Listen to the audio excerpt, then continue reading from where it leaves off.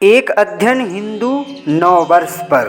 पहले माँ शक्ति को नमन, जिनके समय में ये विचार आए हैं। दूजे मात पिता गुरुओं को नमन, जिनके संस्कार से यहाँ तक आए हैं। अब आप सभी को भी मेरा सहृदय प्रणाम, जो मेरे विचारों को सुनने के लिए तत्पर हैं। शायद इच्छा थी माँ दुर्गा की नव वर्ष पर नया कुछ कहलवाने की, सो उन विचारों को मैं प्रकट करता हूँ। एक अध्ययन हिंदू नववर्ष पर।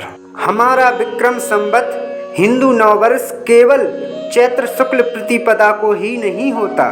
यदि नववर्ष बनाने के संदर्भ में व्याख्या करूं तो चैत्र शुक्ल प्रतिपदा से प्रारंभ कर रामनवमी तक अर्थात नवदुर्गा भर नववर्ष मनाया जाना चाहिए।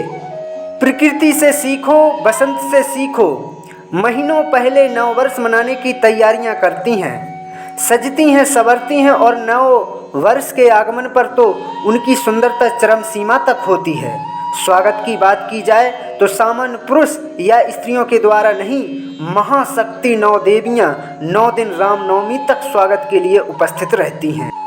इस बात से सिद्ध होता है कि चैत्र शुक्ल प्रतिपदा से रामनवमी अर्थात 9 दिन तक यह नववर्ष मनाना ही चाहिए।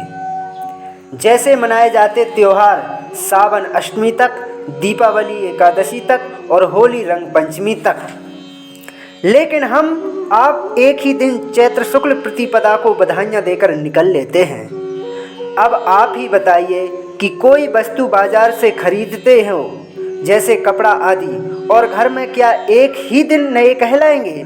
नहीं ना।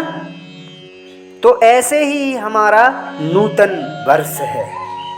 एक वर्ष में 12 महीने होते हैं, जैसे चैत्र वैशाख आदि, और नव वर्ष के लिए केवल एक दिन। अरे महीनों तक नया वर्ष मनाना चाहिए, लेकिन महीनों तक प्रकृति को सजाने वाली बसंत को छोड़ दीजिए। तो कम से कम 9 दिन तक नए वर्ष का अनुभव करो, आनंदित हो, झूमो, गाओ। प्रकृति और बसंत से सीखो प्रसन्न रहना, खुशियाँ बांटना।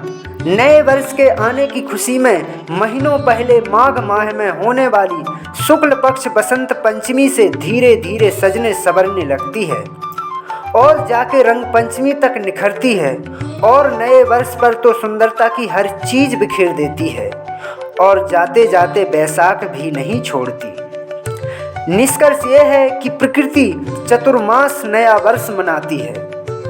अतः हम आप कम से कम 9 दिन तक नव वर्ष पर सभी को भाईचारे के साथ बधाइयाँ दें, गले मिलें, ईर्ष्या द्वेष त्याग कर सभी से प्रेम करें और हर्षोल्लास के साथ ये नूतन वर्ष मनाएं। तो आप सभी को पुनः से इस नूतन वर्ष की हार्दिक शुभकामनाएं। हिंदू नववर्ष की आप सभी को हार्दिक शुभकामनाएं।